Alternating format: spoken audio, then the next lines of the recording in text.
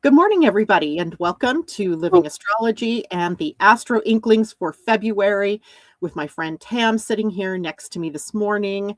Grab your cup of coffee or your tea, sit back and relax. We have a lot to talk about today, although I would say February, Tam, isn't as intense as some of the months have been, but it includes some of the biggest things of the year for us to be aware of. So welcome to you, Tam. Thank you so much for being here with me this morning.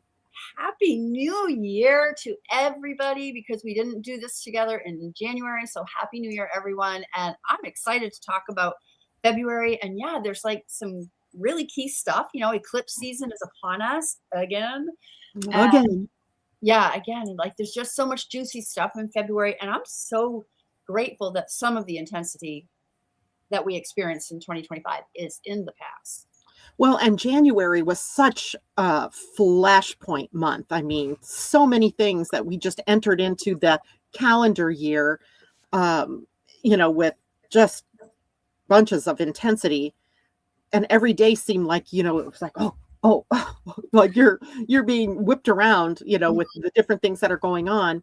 And yet February doesn't feel that way. Right. So we're going to launch into maybe the feel of February, and maybe we'll take on some of the biggest things. First, I'm going to have to see how this is going to look because, okay, it did automatically do that. Do you see that chart? Sure do. It's our calendar of February. A slimmed down version, as I did not put up every transit that was going on. But even the slimmed down version, if you look at that, it looks like a busy month. Yep. And it starts out right away, right? February 1st, coming this Sunday, the full moon in Leo. Yikes, here we go. We're off to a running start. Yep.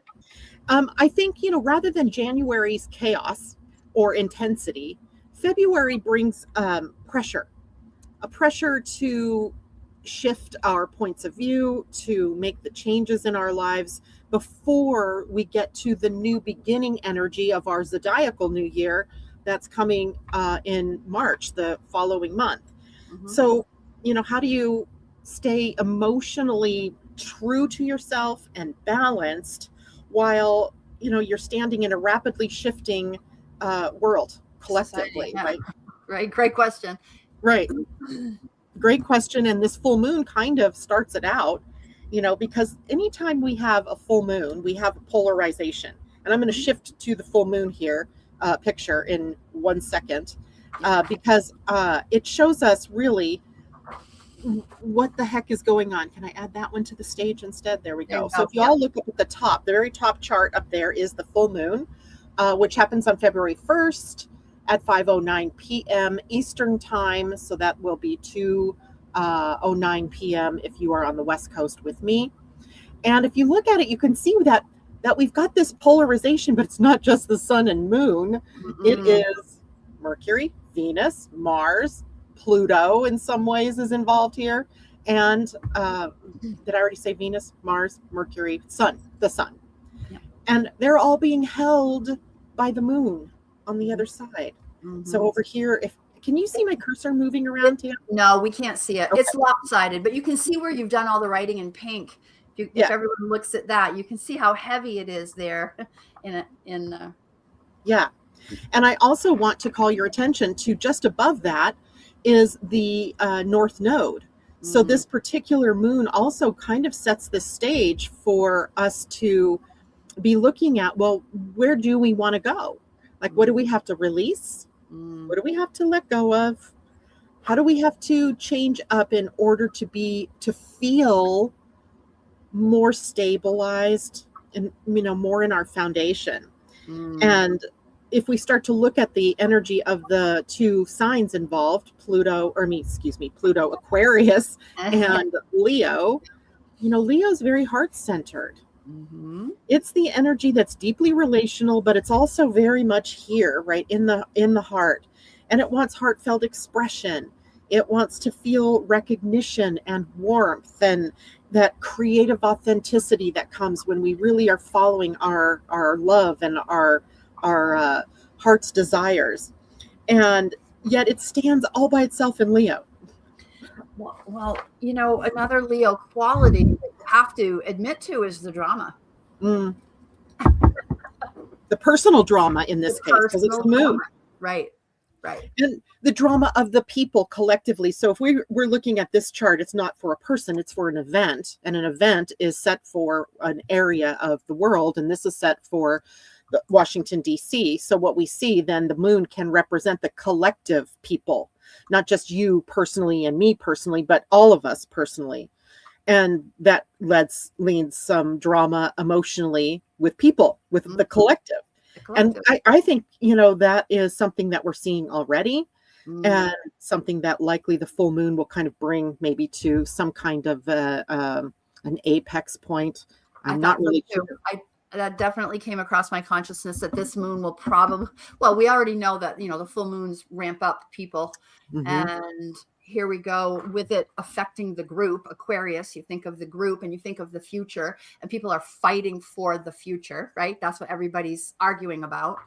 It's going to be really interesting how this plays out, especially with all those personal planets having such an impact on this moon. Yeah. And the big outer planet, Pluto, well, not the powerful outer planet, Pluto. Yeah. Who's technically like in the later third degree, and that puts him within 10 degrees of that moon and 10 degrees of the sun. And, with Pluto, we give him an orb of up to 15 degrees. So no matter how you pack it up, he is, involved in all of this. And so there's this, axis of tension between these two signs, right? The Leo moon says, see me, feel me, let my heart speak. And sometimes if it's not heard, it's drama, right? The drama to call attention to something. But then the Aquarius stellium, right? All of those are inner planets with the exception of Pluto. And it says, step back and detach.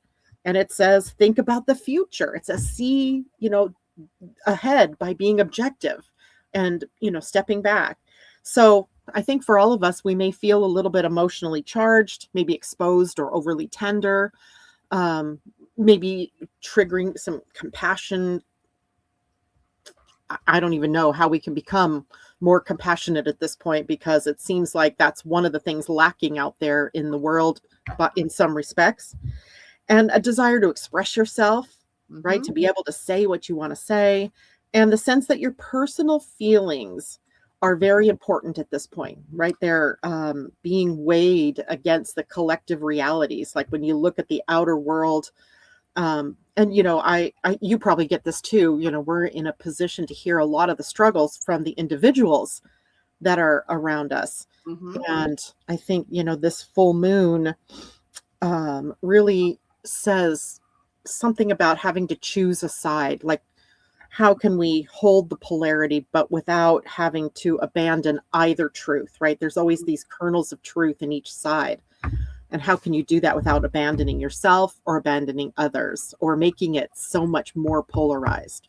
You know what I'm hoping for? And me, the damn rose-colored glasses, like Aquarians have that capacity to speak their truth, even if it's different, and just kind of be aloof about the response. I feel like they're very, like, the detachment could work to our favor under this moon.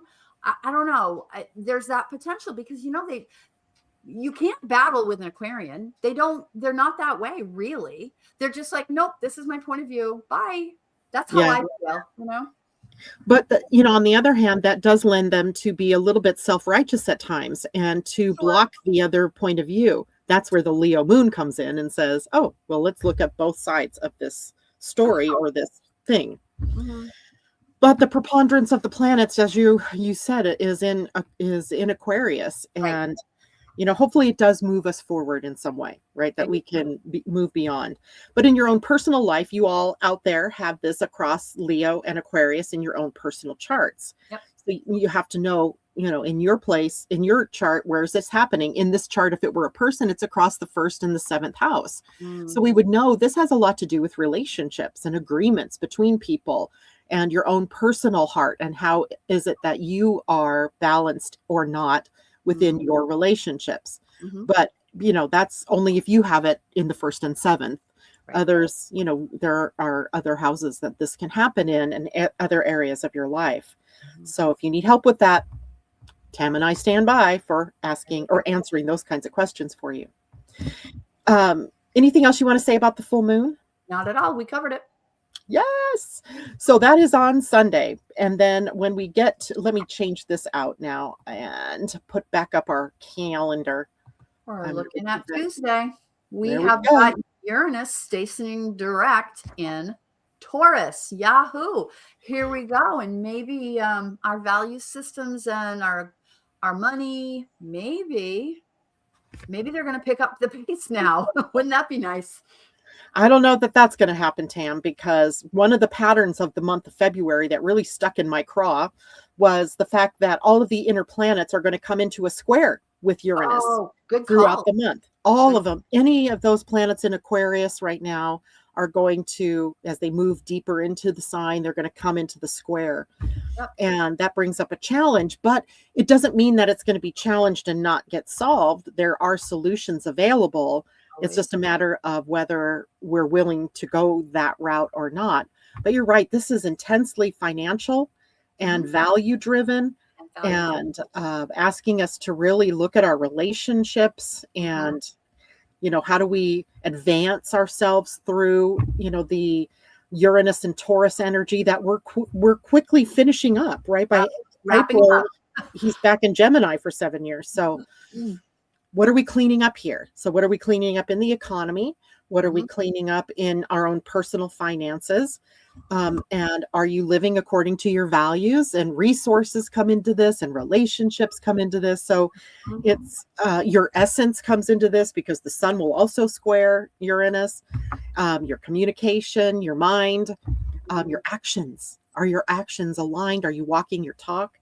So Uranus, though, turning direct, unsticks things. Right. That's the key that I'm getting at. Like, things will finally begin in motion. You know, I have to tell you, in my coaching practice over the last month, it is remarkable how the value system topic has been prevalent. People are showing up, and they're people who are missing their own values, either don't know their own values, haven't aligned with them, or are being beaten down and not standing up for what they value. So it's been very interesting.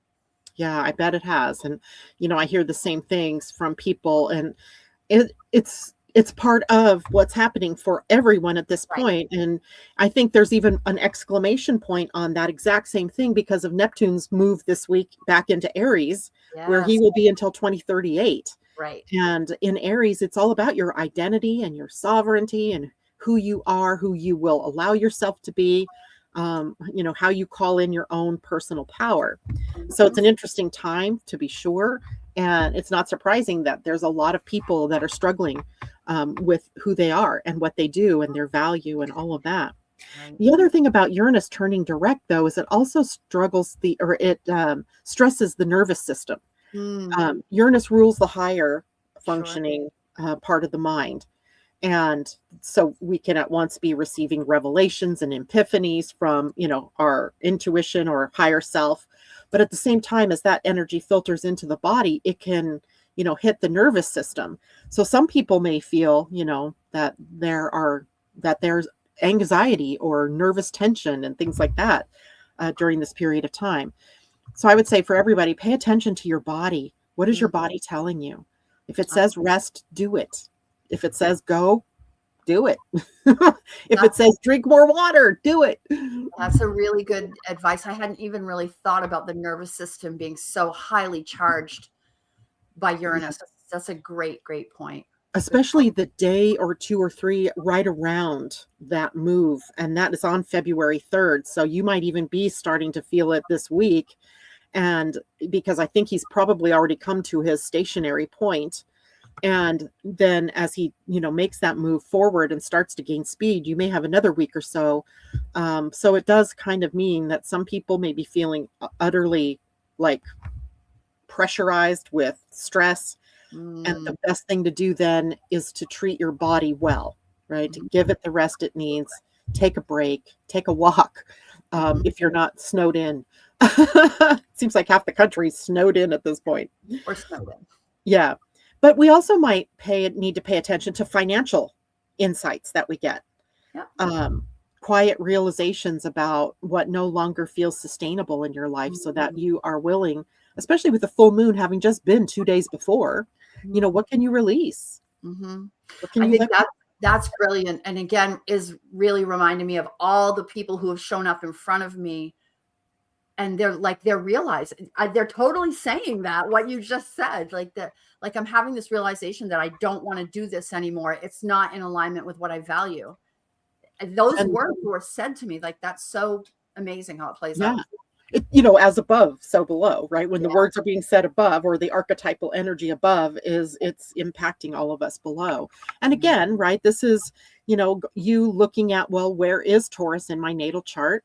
Mm-hmm. And where is Aquarius in my natal chart? Because those are likely the two areas of life where these things are changing. Yeah. And that's an important thing for us to remember. Mm-hmm. And, the changes are already apparent. The day Neptune moved into Aries, my husband was offered early retirement. He had already given notice to retire June 12th, because then I would be 65 and I wouldn't have to worry about medical, right? And his boss said to him, what would it feel like? Get this, his boss says this. What would it feel like to wake up every morning and know that you don't have to go to work, but that you're still getting paid? Oh, My husband's like, well, what are you talking about? Well, he's offering him to retire, say like April 1st-ish, but get paid all the way to June 12th. oh, how does it get any better than that? What else is possible? I know. I was like, shocker. But those are the kinds of things, right? It does help us to realign our values when we have something like that comes up, right?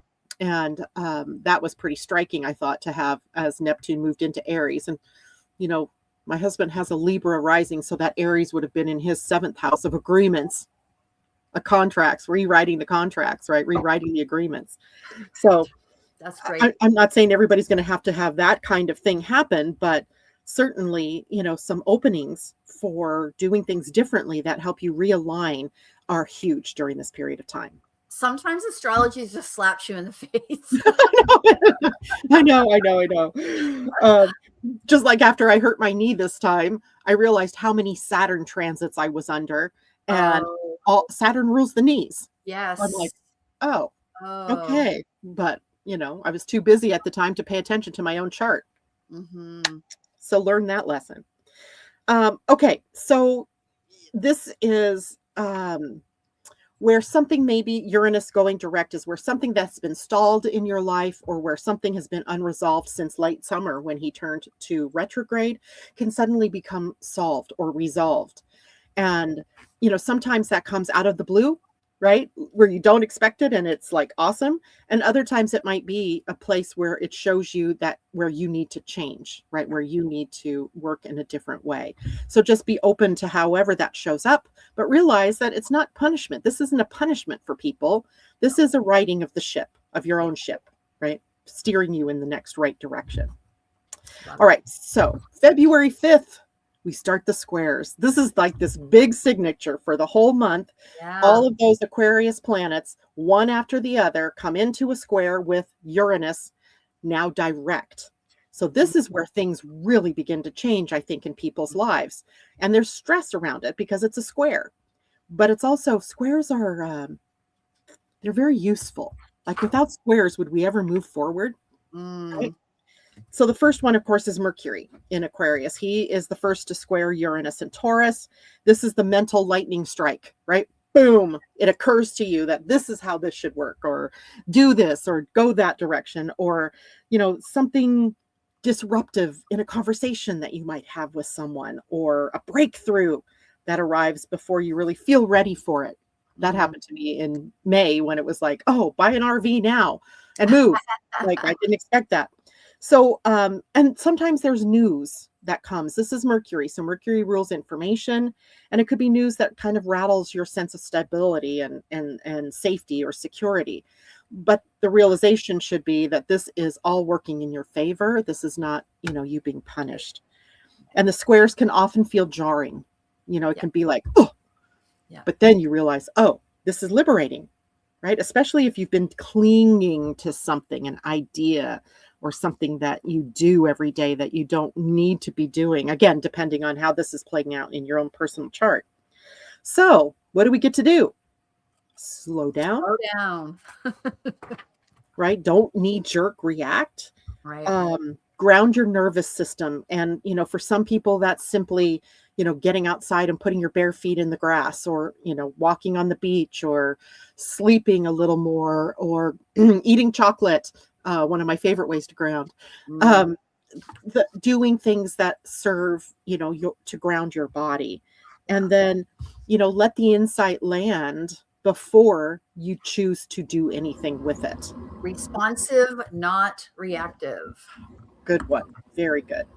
Yeah. So Mercury, the first of those planets to do that with us. And then the very next day, he moves out of the sign of Aquarius and into Pisces. It's like he drops his last message and then moves on to a new sign. Right on. And then, that changes up the whole of the energy. It softens in Pisces. Yeah. Yeah.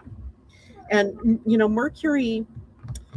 Mercury in Aquarius has a very future orientation to communication and to viewpoint. Once we get to Pisces, it gets more spiritual. Mm-hmm. And it shifts from the logic of the air sign Aquarius to more of the intuition of the water sign Pisces. And that changes up, I think, how we deal with information and how we, work through the things that come up in the mind. What do you think about that? I think that makes perfect sense. And like, what a nice opportunity to whatever happens with that jarring information or insight, like here's a chance to sort of integrate it, right? Yeah. To kind of go inward. Pisces is more that way. I love it. I think it's a great opportunity to just sink in. So wait 24 hours after you get your, just know that, like, let it settle. Honestly, this is perfectly timed. It's just an opportunity to let things settle and not have all the answers right away. That's true. Because this is where the mind stops pushing Right. for answers and pushing us to analyze and pushing us to do things, and starts listening. Yeah. Really starts to, set back and feel the feels and listen to your intuition, even maybe hearing your intuition, that's been kind of drowned by all of the logical energy of the Aquarian stellium that's been with us for good chunk of time. So if we look at this whole first week of February then, and we try to integrate, what are we, moving through this first week?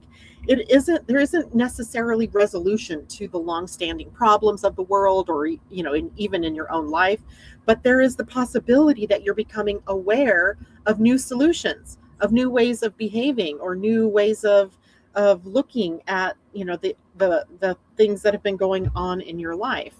And you're really learning about where your emotional truth needs more space, right? Where you've got to kind of detach a bit from the mind and get more into the heart, more into the body, more into the emotion of everything, right?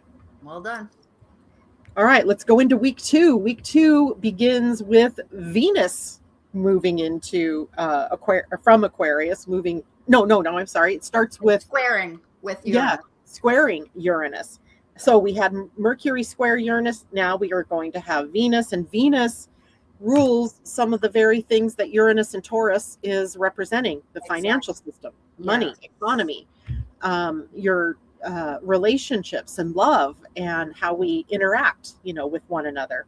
Yeah. So this is the values shock, I guess, of the month, where, because of the things that Venus governs, we have to take a look at our relationships. We have to look at our self-worth. I forgot about that.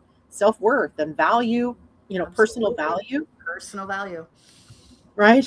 And then Uranus always disrupts whatever has grown rigid in your life or grown stale, because he's a liberator. He's the awakener.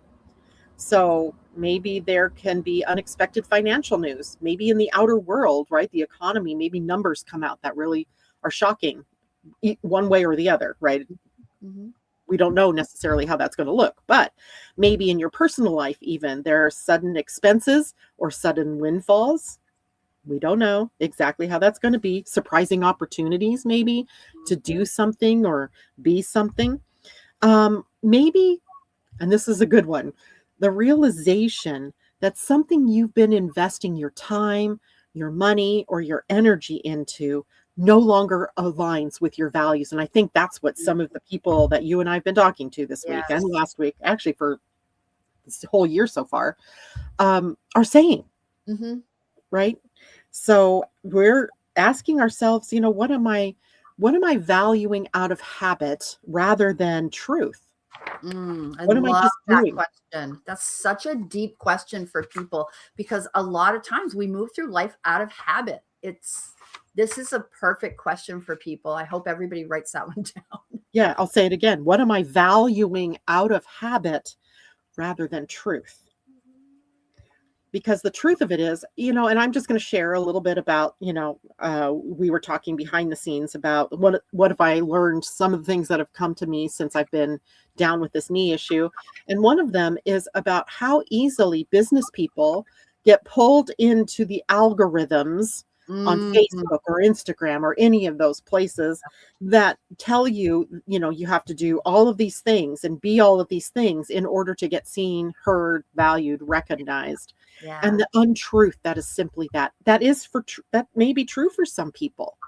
I think that is remarkable. I'm glad you brought it up. And really quickly, my word for one of my 2 words for the year is analog.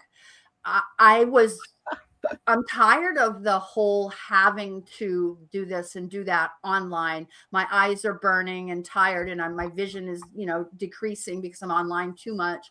Analog is my word for the year. Not long after I picked that word, all the trends for 2026 started coming out, and I started paying attention. And everybody, like across the planet, is seeking things that are handmade and human touch, Ah, analog. yes. Isn't Yeah. that very interesting? That's just a little side note to astrology. Yeah. But we live astrology. Yeah, That's it. we do. And my word for the year was space. And Mm. I think that was coming up even before the year Yeah. started. But to me, space meant the space to be nothing, no More thing. Janet. More Janet. Yeah. And I just love that word. So I love your word too. So I guess what, Venus squaring Uranus can really bring us to is the more willing that we are to adapt and to Mm. reframe the contracts and agreements in our relationships, and relationships, of all kinds, not just your marriage or your significant others, but all of your relationships, Yeah. the easier this energy moves through you, right? Yeah. It doesn't come as a shock if you're able to stand up and say, this is what's right for me, right? This is where I want to be. Yeah. All right. Then on the 10th, just 2 days later, Venus moves into Pisces. You sense a shift happening in the whole of the energy, right? It's all starting to move out of the sign, with the exception of Pluto, out of the sign of Aquarius and headed toward the deeper waters of Pisces. And just like Mercury did, the previous week, the tone changes immediately with Venus in Pisces, kind of softens up everything. Mm-hmm. And maybe even dissolves the hard lines, right? Helps us to, liquefy some of those edges, and invites us to be in the more softer energies of compassion and forgiveness and, you know, tolerance and acceptance and love, love, love, love, love, Love, love. love, love, love, love. What's what I love about this transit. It's big love, and it's passionate love, and it's soft love, and it's the love that all of us need more of right now. So Yeah. it's beautiful. And it's a great place for Venus to be in the run up to Valentine's Day, even Sure. though the moon on Valentine's Day is like Capricorn, I think, into Aquarius. But the fact that the planet of love is in such a loving and consciously aware sign, I think it's apparently going to be a good Valentine's Day for all of us. But there's the jolt of Uranus still, right? We still have to contend with that. And the ingress is coming right after that shock. So it might make it easier for you, like an emotional balm to balm, not bomb, to to What a nice play on words. right, to whatever landed, with that square. But now you get to reconnect with what truly matters. Where's your heart? Reconnect to the heart. Like just doing the things that make you happy and allowing feelings to guide your decisions, but without the knee jerk, right? Without the reactivity of some of the things that happen when we get shocked by Uranus. And remember that worth is not something that you earn. It is intrinsic. You have intrinsic value, and that it's something that you come to remember that's true about you or for you.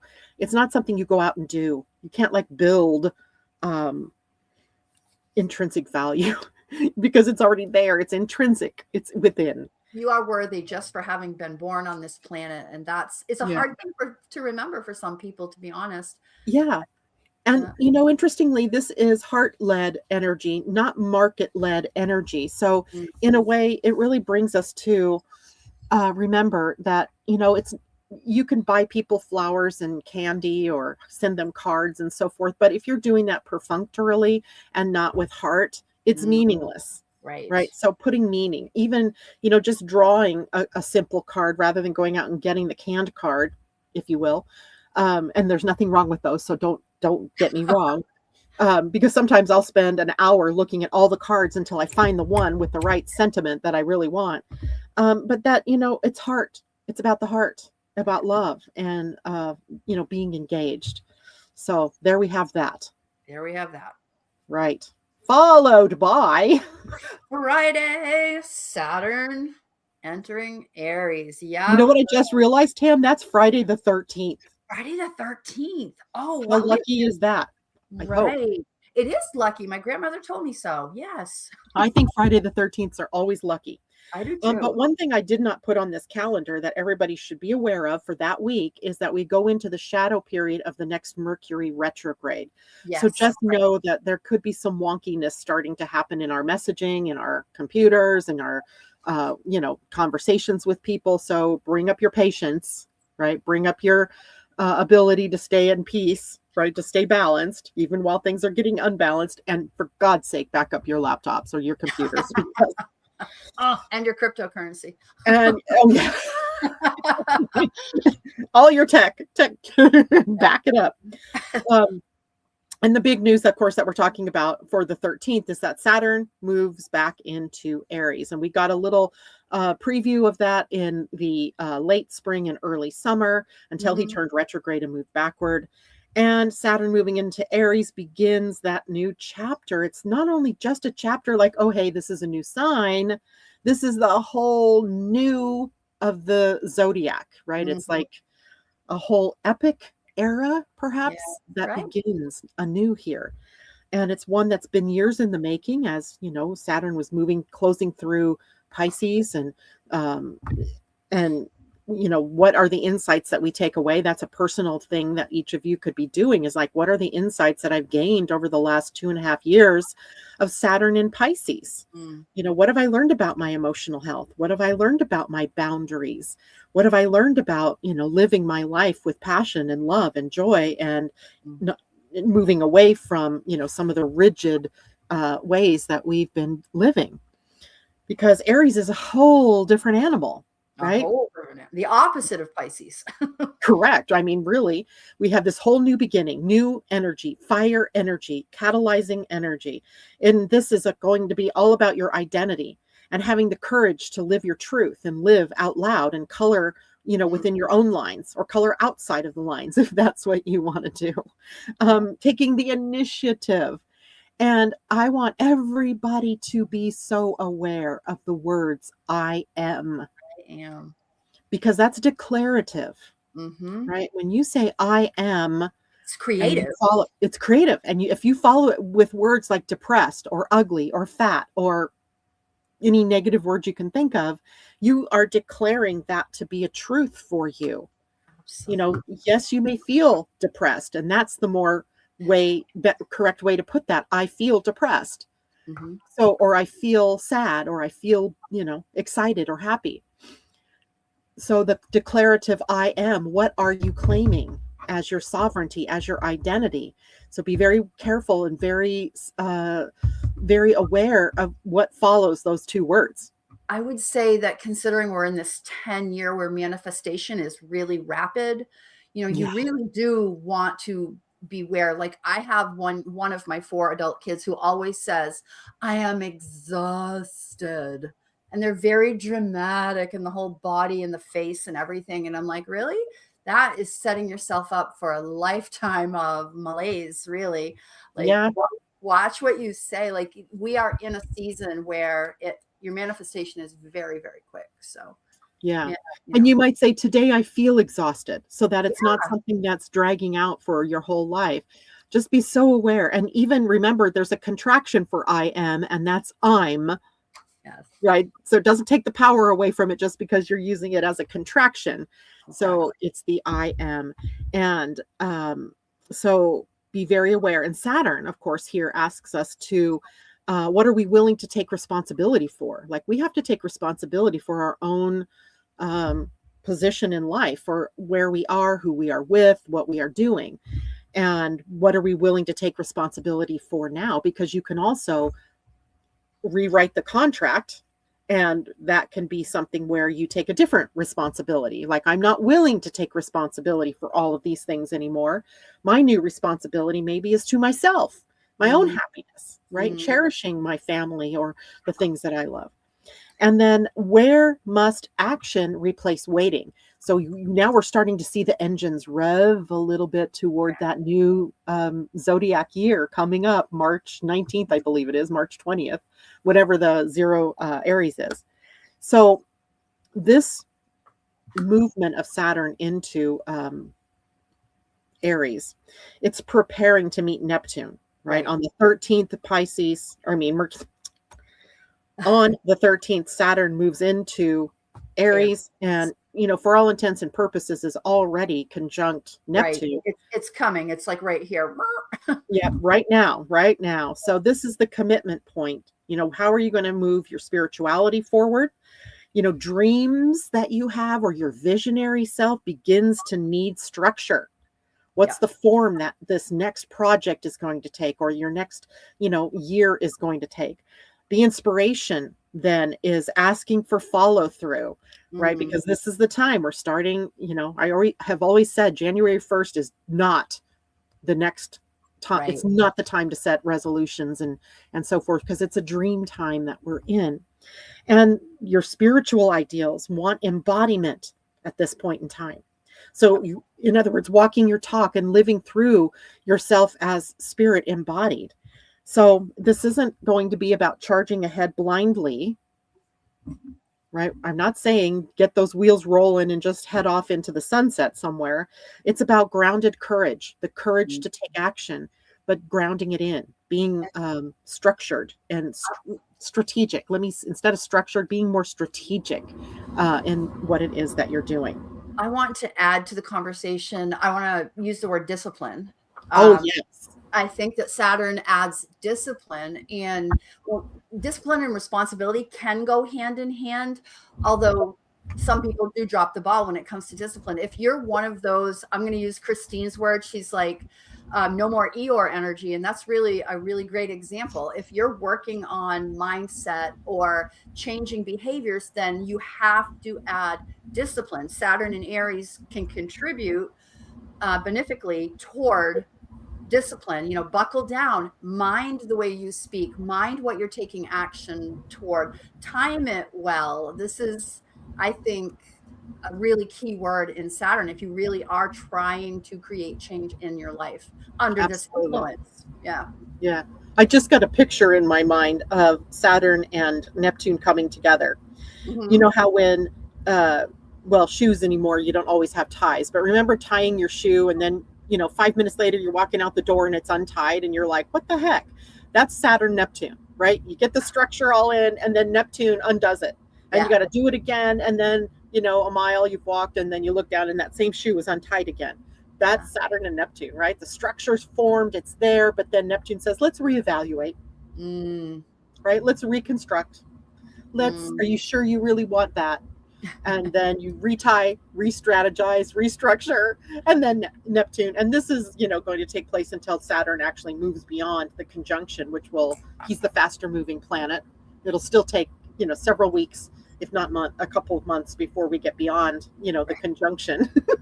But that may be, like the best laid plans right. uh, go awry, right? But it's a process that is always, we're in process. We're in Mm, process of rebuilding. And so this week, that week too of February really reminds us that we're revaluing things and we are softening our energy. We are choosing a truer starting point for us for the year, right? Because the year truly hasn't really even begun at this point. Right. And you're letting yourself move forward gently, but deliberately, disciplined, like Mm. responsibly. And something meaningful is beginning to take shape as we move through the end of the second week of February, which means we're moving into the third week of February. There you go. That's the my 15th. my computer keeps going into timeout mode, and then all of a sudden I'm like looking at this weird pattern. Okay, so February 15th. Yep. Uh, The sun now the squares sun. Uranus. Now the sun is squaring Uranus. Yeah. So this is the light of our essence, and it comes into this challenge with the planet of awakening, of shock and awe, of liberation. And the sun represents our identity and our vitality and our conscious direction. And then Uranus disrupts it, right? It says that something's got to change, perhaps, and that can be restlessness. We feel restless. Maybe we feel impatient, like, can't we just get this going? Can't we just get over this? And the urge to break free is very powerful with the sun here. And it's, especially from anything that suddenly feels too small, right? I know I'm going to have to break away from this desk that week, right? Because it feels too small when I'm sitting here. Yep. And now that I can get more, maybe I get more walking in, right? Get rid of my crutches. And that's the possibility, right? That we're breaking free from something. And rather than reacting with impatience or that restlessness, ask yourself questions like, well, something must be ready to evolve. If you are a generator or manifesting generator, a part of the signature of that type in human design is frustration. And frustration is often a signal that things are about to change or morph. And okay, but don't react badly to it. Just wait and see what is happening in the outer world for you to respond to. And about 70% of you out there are going to be manifesting generators or generators. So you're waiting. You have to wait. The frustration tells you it's about to shift. But if there's nothing in that outer world yet for you to move toward, you have to wait. You have to be patient just a little bit longer. But also, what truth can no longer be ignored? Because it's getting real now, right? This is the third pass of the square of inner planets to Uranus. So it's getting real. Love it. Yeah. Okay. What about the new moon? That's our next thing, right? More big news, because we know these eclipses are going to create a change for all of us, no matter what. I mean, and here, a new moon cycle. So, wow, what door is opening? I'm going to open up the look at this chart. I was blown away. I have all of my charts from the writing last year. I was like, wow. Yeah. Check. Yeah. I printed all of these. So easy, right? To go into this. So I want to talk about this chart first, because do you see a pattern in this chart? Yeah. It's loaded on the other bottom. side. Yeah, at the bottom. Yeah, it's all loaded at the bottom.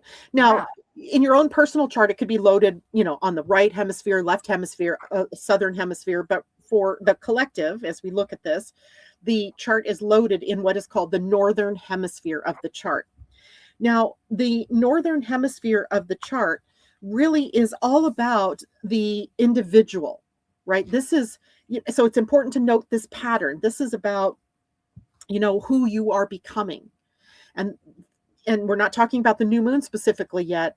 We're talking about the fact that the new moon and all of the planets basically are down in this northern hemisphere, prompting us to really ask questions about what values are shaping our lives, because this new moon is a new beginning.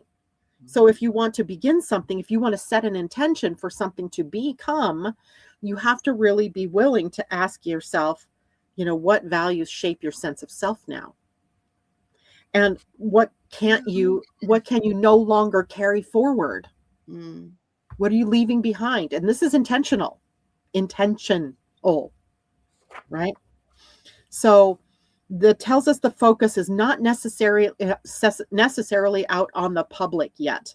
So this is maybe personal, subjective, identity forming.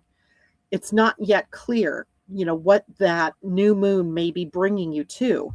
And even with the fact that, Aquarius and Pisces are involved, this eclipse is really working from the inside out, right? It's, January was very much about the outside world and what was happening out there, creating the, unfortunately, reactions from within, right? From people. But now this energy seems to say that it's all coming from the inside, right? So we're reforming ourselves on the inside and then setting up for what becomes our identity in the outer world. And if you look here, you see the new moon is at 28 degrees, 50 minutes of Aquarius. So we're closing in on the ending of the sign. Right. So the lessons of Aquarian future orientation, detachment, aloofness, objectivity, group thinking, collectivity are coming to a crucible. It's coming to a point. And Mars is still there. Pluto, of course, still there. And there is still this focus on Aquarian energy. So wherever Aquarius is in your chart now has another big aha moment. And then add that this is an eclipse. Right. And what do we know about eclipses? They're changing. They're shifting us. They're creating a big change is the only word I can come up with. Game changers. That's how I always like to think about it. Game changers. I love that. I'm going to borrow that. Good. Please do. I mean, I borrowed it from someone else, I'm sure. So eclipses, and this is a solar eclipse, everybody. So because the sun and moon are in a conjunction, this is a solar eclipse. And a solar eclipse is a door opener. So we think of the lunar eclipse as something that is revealed, that's something that's come to completion. And then the solar eclipse is always, well, what's opening up? And it's different right now because the solar eclipse is coming before the lunar eclipse. So we don't know yet necessarily what it is we'll have to release with the March lunar eclipse. But we can say for sure at this point, some little window is opening, that something is shifting.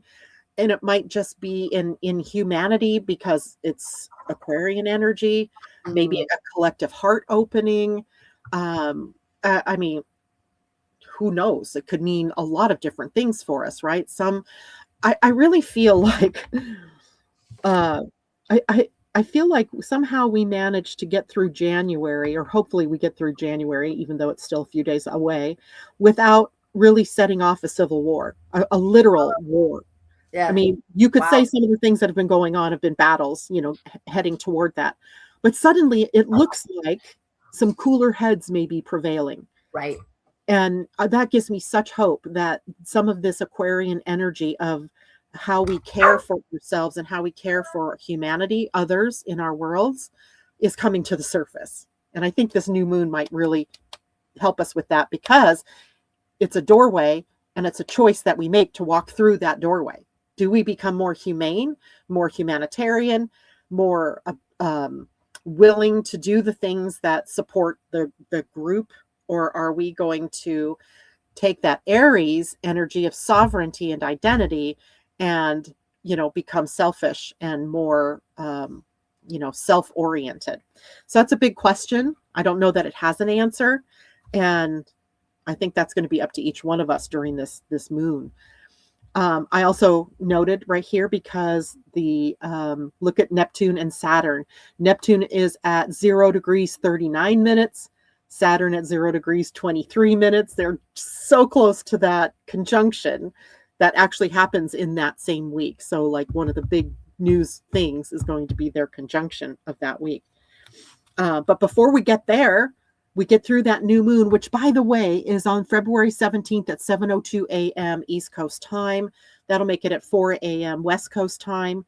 And this is a North Node eclipse, meaning it sets up a theme for the future, for the direction that we're headed to, as opposed to tying us to the past of the South Node, right? So I was heartened to see that as well. But you can see the north node is at 8 degrees of Pisces. So it's not a very close solar eclipse. In fact, this is a partial solar eclipse, but I don't think partial is how we will feel it. Oh, your sound is muted. I agree with you, what you said there. And it's gone. Sorry about that. Never mind. Okay, partial. I said partial, so I don't think it's going to be like I was thinking that you said a few minutes ago that you were feeling hopeful, that we're not going to go into a civil war. Maybe this north node being so close connected to this, maybe we all have the right to feel hopeful about the direction our world will take. Right. And those nodes are across Virgo and Pisces. And what did we just say about Pisces? It's compassion, it's empathy, it's tolerance and acceptance, and, love, love, spiritual love, the higher values. So I do think we have reason to be a little bit hopeful, although there's still a lot of chess pieces that have to fall, I think. Right. A lot to work out. Yeah, there's still a lot to go. Yeah. Okay, and then I don't know how we're doing time-wise. Not very good. Well, let's do it quicker. The next day after the solar eclipse, the sun moves into Pisces. So now we have the light, our essence, in that compassionate, loving, spiritual sign. Maybe it's time for us, to reflect on where we've been before we go full on into where we're going. Maybe it's time for emotional integration, because a lot's been happening. Either it's happening in the collective and you're feeling it, or it's maybe happening in your own personal life and you're feeling it definitely. A spiritual recalibration. I love the sun in Pisces for that, recalibrating. This sun moving through Pisces, is a closing of the year. It's a close. It's the true close of the astrological year. And maybe this becomes a moment for you to listen more deeply to yourself, to your inner self. Right? Anything you want to add to that? No, beautifully said. Nice. Now we come to the culmination point, February 20th. I'm going to go back to our little calendar, because now we have the exact conjunction.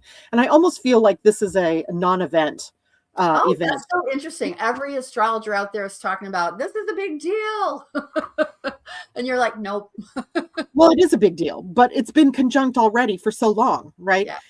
Just not exact at the same degree. We've already been feeling the newness of these two coming together, of this new era, epic, whatever you want to call it. Yeah.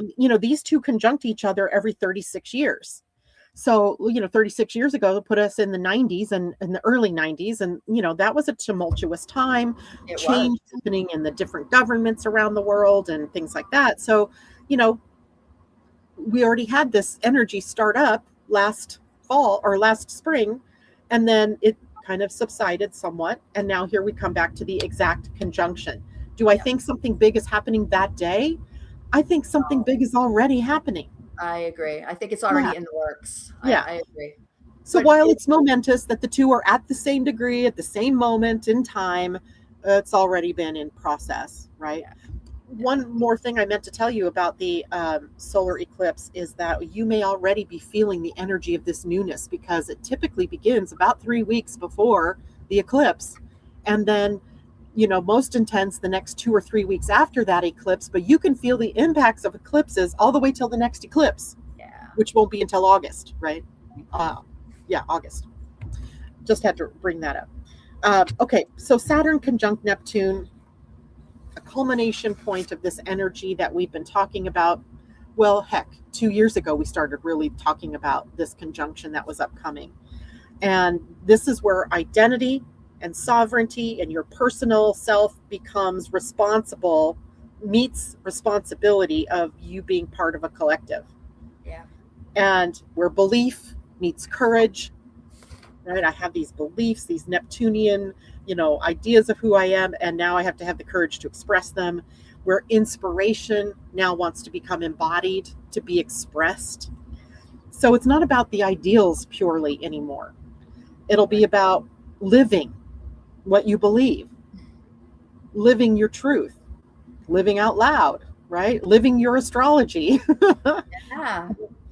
And, the question then for everybody is going to be something like, what am I willing to stand up for? what am I willing to take responsibility for in my own life? Some people, those of you that are younger than 50, you haven't come yet to your Chiron return. And so there may be some of these wounding things that are going on that maybe you're like, oh, now I'm starting to see this pattern of these things in my life. And those of us that are over 50 and have lived through the Chiron return, we're all like, yeah, well, I was responsible for that, right? I'm taking responsibility for the things that have gone on in my life. So it's an open invitation for us, I think, to really walk through this next time period with some clarity. I still think it's a work in progress, as we really determine what does it mean to be an embodied spirit, to be the embodiment of the divine, to, walk the walk and talk the talk. What do you think? I think it takes a lot of discipline and a lot of personal responsibility. It is going to be a work in progress for a long while for a lot of us. And thankfully, Neptune is in Aries till 2038. Yeah. And Saturn, if we buckle down, I'm telling people, like, if we buckle down over the next couple of years, we can embody it. It will give us the oomph we need to walk our talk, to do what we need to do in our life. Yeah. But it's going to take some time. We require the pressure of Saturn to do this, I think. I think we do. And I think Neptune ensures that systems are going to break and fall. And that becomes an invitation to rebuild or to realign. In fact, I would say that whole week of February is really about realignment, because we don't have certainty yet. All we can keep doing is realigning, moving, strategizing into, the purest expression of ourselves, the highest expression of love that we can as humans on this planet. And some of this work is happening below the surface and quietly. And I think Saturn's being part of it is also going to show us sometimes that it's outward and it's heavy and it's long, a change that's long overdue, right? A change we didn't know we needed, nor did we think we wanted, but here it is. Change. So it's a big day. However, I don't think it is something that can be encapsulated in just the day. I think it's something we've been living for a while, and maybe just crystallizing into some more clarity as time goes on here. And then in the last few minutes here, week 4 is Mercury retrograde. That has not been on my radar. Oh. When I was writing out the calendar for us yesterday, I'm like, Mercury retrograde, of course it's coming. And that'll happen on the 25th. And Mercury is retrograde for about 3 weeks. And then he turns into the shadow period. So we still have, some time after to straighten things out. So really, literally, as we get to the new astrological year, we are moving out of that Mercury retrograde and out of that shadow and starting something new. And this is going to be a retrograde of intuition over logic. He starts out in Pisces. This will be reflection over reactions, right? Being very much more spiritually aware and much more peacefully aware, because it then also becomes emotional truth over that mental certainty. Like, we cannot be certain of anything at this point. So what do we expect? Foggy thinking. Maybe scattered, maybe vivid dreams, right? And you're symbolic, highly symbolic. Maybe memories resurfacing for you to take a look at and to reevaluate. Maybe conversations with people that you had, 6 months ago or last Mercury retrograde that come back, for clarity at this point in time. So this won't be a time to force decisions. Again, we're still in this, dream time, quiet time. We're starting to get clarity. And then Mercury goes retrograde. And you're like, oh. I'm laughing because it's going retrograde the same day that you and I will have our next podcast. So you can expect some clunky computer business going on. Aren't we lucky? Maybe it won't. Maybe it won't happen because... Sure, Janet, sure. Yeah, I'm just going to say that. I'm just going to say that. Never mind that Mercury in Pisces is squaring my own sun. Oh. Yeah, well, from afar. But anyway. But Mercury the next day, or no, Mercury 2 days later, comes into a conjunction with Venus. But that also happens to be the same day that Mars squares Uranus. So I feel like I don't know if that day should be part red, part green. You know how we have our Right, calendar that shows part red, part green. right. Um, because Mars in Aquarius is going to square Uranus, and that is often a final jolt. Well, this is a final jolt because it's the last of the inner planets to square Uranus for the month. Um, and he pushes for aligned action, right? Hmm. This is what Mars is pushing for. Yeah. Future focused courage. If you're looking ahead, you have to have the courage to take that next step, and you only have to take the first step. You don't have to get to the end point yet. Right. Conversations around future, around the actions that you may want to take, collective oriented change. Mm.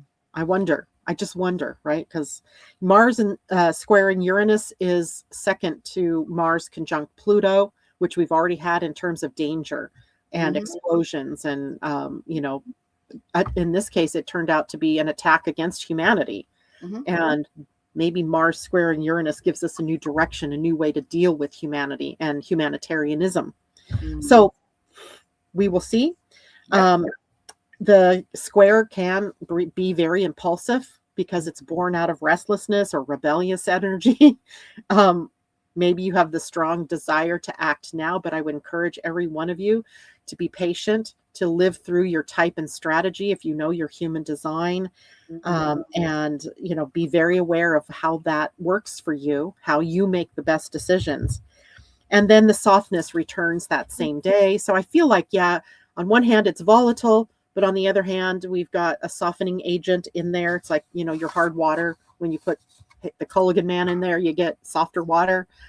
And it could be one of the sweetest moments of the month, right? To have, that Mercury and Venus together, Sure. with heartfelt conversations or Softening things, right? reconciliation is another word that came up for me as I was looking at this. And there's a lot that needs to be reconciled, I think, in this world.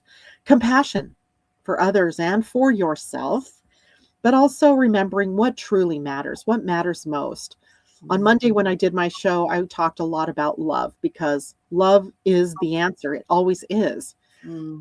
And everything that isn't love is usually coming up from fear, a Mhm. fear, many kinds of fears of rejection, of not being loved, of not being, not belonging and being marginalized and things like that. So this is a big energy then for us to remember that love is always the answer. Mm. So February doesn't really end with any kind of certainty. Like I don't feel like I'll know exactly what I'm doing, where I'm going in February. It kind of ends with us attuning, right? With attuning to, well, what's opening up and what direction am we moving in? Because I don't think we're meant to rush forward yet. No, I think that's true. I think I think it's April, we have a whole bunch of planets in Aries, and by then we might know where we're going. And there's the front of the new year anyway, right? Yeah. Uh, March 19th, we have the spring equinox, and then we move into the true new year. And of course, perfectly timed. We'll have all that Aries energy. I think we have to roll with things. I think maybe, Yeah. Get into our heart. Don't be reactive. Don't jump into things. Take it easy. We've got time. The new year hasn't begun yet. Yeah, it hasn't even started yet. So I feel like February teaches us that the real change in the world and in our own personal lives doesn't always shout at us.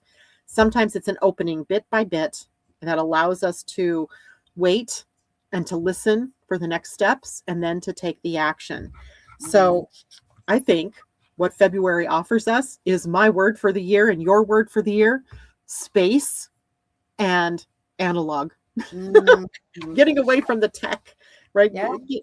Space to breathe, space to feel, and maybe to notice where you've been reacting rather than responding in your life, right? Yes. So as those inner planets square Uranus one after another, like I said, this is the big arc of the storyline this month. It's not chaos just for the sake of chaos. It's really a message that says what can no longer hold has to change. Right. If it's not sustainable, you have to let it go. Mhm. So tend to your nervous system this month. Yes. Stay connected to your values and redefine them if you must. Act consciously rather than impulsively. And remember that your presence matters in the world, in the larger field of collectivity. right? You may not feel like you can offer much in terms of what's, say, going on in Minneapolis, but you can hold the value of love and peace in you, and that rolls off of you and offers that up to the world, the people around you. So luckily, February doesn't make anything worse. I think in a way it helps us to get some focus, to get some peace, to get some heart and love going. Yeah. Beautiful. Yeah. Any final words that you want to share? Not about the month.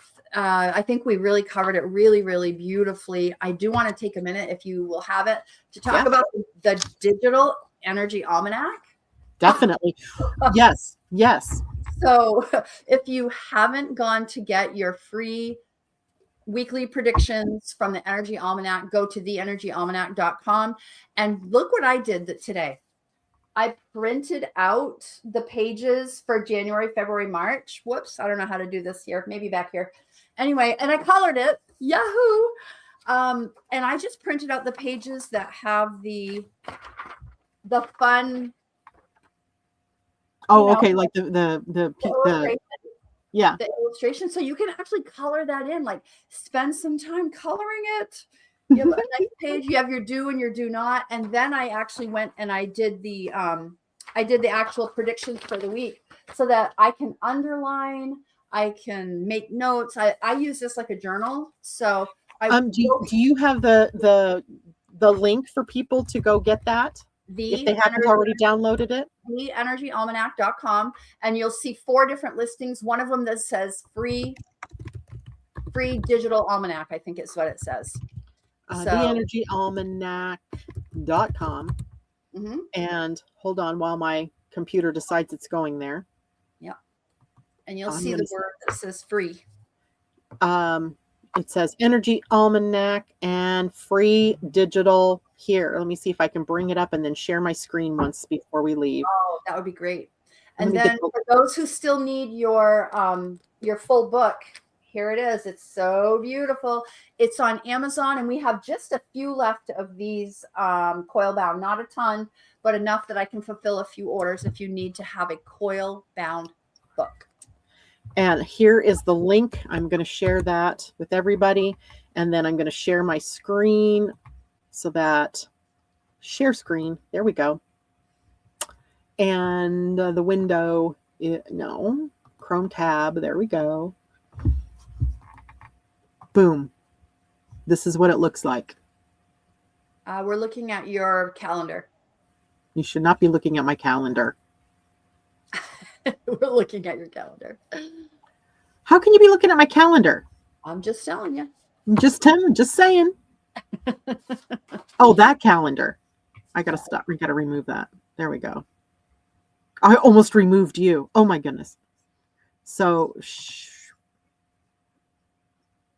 well, I gave you guys the link. Yeah. There we go. So Mercury is definitely occurring. There we go. I can show the link on this screen for those of you who need it. You can follow that link, get your free bridge or the digital copy of that. It's January, February, and the first 3 weeks of March. And then buy your copy of the Energy Almanac. It should be available on that same page. Right? It is. It's available right there. Yeah. There we go. So printing it out is really fun. I actually really like this. I'm going to do that. I don't know how many pages that was, but I, in my convalescence here, bought myself new gel coloring pens. Nice. So there's like 80 pens. I'm going to color. I'm going to get in there and color. I just selected which pages I wanted. You don't have to print the whole thing because that would be, 30 pages if you print the whole thing. So. Yeah, it's fine. I have lots of printing time. Okay. We'll have fun with that. Thank you, everybody. This has been so nice to be back together. My heart was all happy while we were doing this. I'm like, oh, this feels so good. Yeah. All right, everybody. Thank you so much for joining us today. I didn't get to say good morning to all of you, but trust me, good morning. I love you all. See you on Friday. Tam, talk to you soon. All right. Bye, everyone. Bye for now.